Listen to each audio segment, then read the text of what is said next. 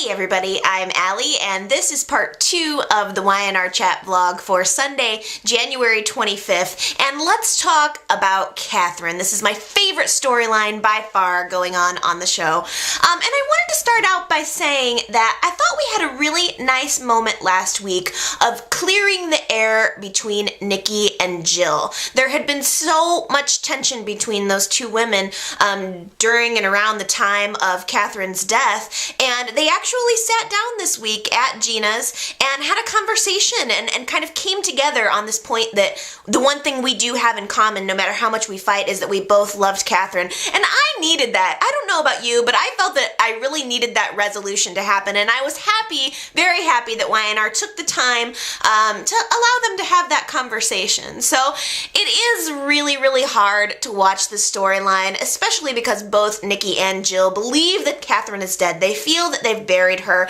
and now, we have this Marge situation. It's especially hard with Nikki, I think, because she's taking it so hard, and Nikki does not want to let herself believe that it is possible Katherine could still be alive, especially because she's still wounded from the David Chow situation. Totally understandable, and I appreciate that she mentioned that. I think it was on Friday. It gave a little bit more insight into why she's so resistant to this. So I think, though, that she will obviously eventually come around. Paul believes that it's Katherine, and he, I think, is going to be the one to help Nikki come to terms with it, which I hope will then in turn allow Nikki to help Jill come to terms with it. So, Paul, by the way, Paul is great. Paul is swift. He was swift as usual, heading over to Murphy's house to pretend to be the Census Bureau taker, and by the way, really slyly getting the fingerprints from Murph after having touched the pen. So Paul never seems to let me down. He is the super sleuth of Genoa City. Nice work, Private Eye. Now, the whole missing link in this entire Katherine situation is the ring. And who will be able to get to the ring first? Amber, I think, is gonna find it. She's on the hunt for it. Gotta love that girl. And Amber and Katherine realizing that they knew each other was amazing.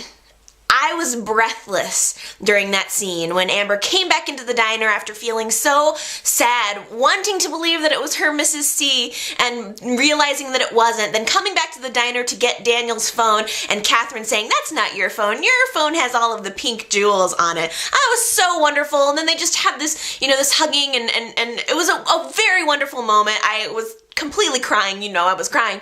So, wonderful moment. And even though later at the coffee house, Jill gave Amber a very convincing argument as to why that woman is not Katherine. And still, Amber believed that it was. She has it, it's like she knows, she has this instinct, this feeling, and she's going with it. And she turned around to the rest of the group after talking to Jill and said, she is wrong. So it's really nice to see Amber being on this case.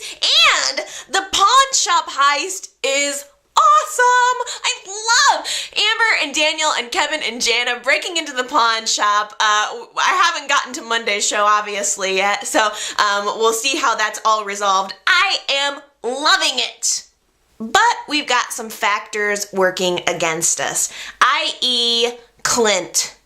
And Esther's new boyfriend, who I don't know his name, so I will call him Empty Nest Guy, because that's where I know him from, the what was it, 80s, maybe possibly early 90s TV show, Empty Nest. Yeah, so that guy's getting in cozy with Esther, and I just have to tell you, thinking about Esther having sex makes me sick. It makes me sick. One more comment from her about playing footsie, and I was gonna throw up. I was gonna throw up all over my computer screen. I could hardly take it. But, I guess I don't like Clint. I don't know where this is going. I'm nervous about what role he will play in foiling the plans to get our Katherine back. I don't know, but I don't like him. Let's talk about Gloria's mess that she has created for herself yet again. The woman is in trouble. She has got Andrew Gibson beating down the doors of the prisons, practically trying to get the death penalty in Wisconsin. The woman's got issues, okay?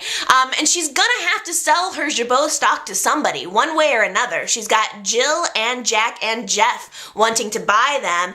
And then at the 11th hour, Victor comes in and makes an offer to buy the shares. Will this deal include some kind of plea bargain for her?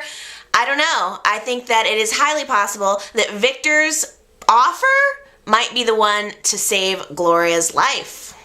Now, Nikki and Michael had a very interesting conversation this week about Gloria that I didn't want to let slide. It was a really wonderful representation of the argument about what should happen to Gloria.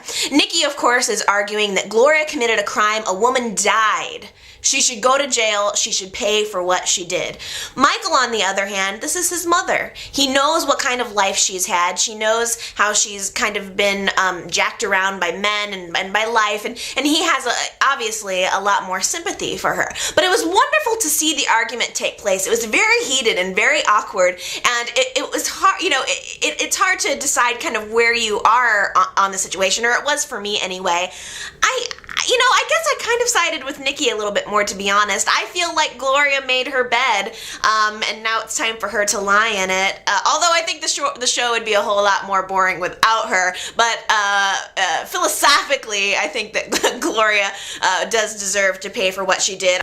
I remember her putting the cleaning solvent into the cream on the day that she did it and thinking that it was despicable and she needed to pay. And all of these lies that she's told in order to cover it up throughout the years. It's been years since that happened.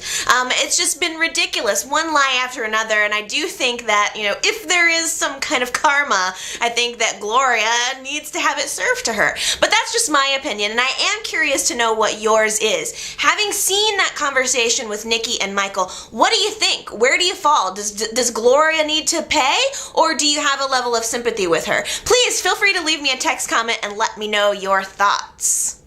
By the way, did anyone die when River showed up at the church as a priest taking money from people? I want to have sex with River. Okay, I hate to have to say this, but Karen is getting a little sketchy. She wants to adopt Anna, and I have to disagree with her on that. I've been a Karen supporter all along, but this just doesn't seem right. If I thought that Karen was wanting to adopt Anna because she was doing it for Anna and was genuinely afraid that Anna would be taken away if they didn't make this move, then maybe it would be a different story. But the fact is, number one, Karen sees Tyra as a threat to her marriage. She wants her out. And number two, she clearly wants the situation with Anna to become more permanent. She told Neil, I can't give you a child, so maybe this is the next best thing. Well, that's not cool. No, it's really not the next best thing. Anna is not your child, and you didn't raise her, and it's not right for you to try to take her away from her mom, no matter how you feel about Tyra's involvement with Neil. So I can kind of sympathize with Tyra here. I can't believe I'm saying that, but I kind of can. I mean, Karen has the man that Tyra wants, and Karen did kind of try to steal her kid this week. So in a way, I can kind of empathize. So Tyra kissed Neil, and then she bolted. How do we feel about this, guys? How do we feel? I don't know. I almost need you guys to tell me what you think about this. If they gave Tyra a chance to be more of a fun character, I might be open to her and Neil getting together. But as it is now, Karen is more fun, minus this whole Anna situation. But so far, I can't seem to get there for Neil and Tyra. But I don't know, time will tell. Let me know what you think. Okay, so that's the end of part 2 of the chat vlog, but I've got one more part. So definitely stick around, and I will see you then.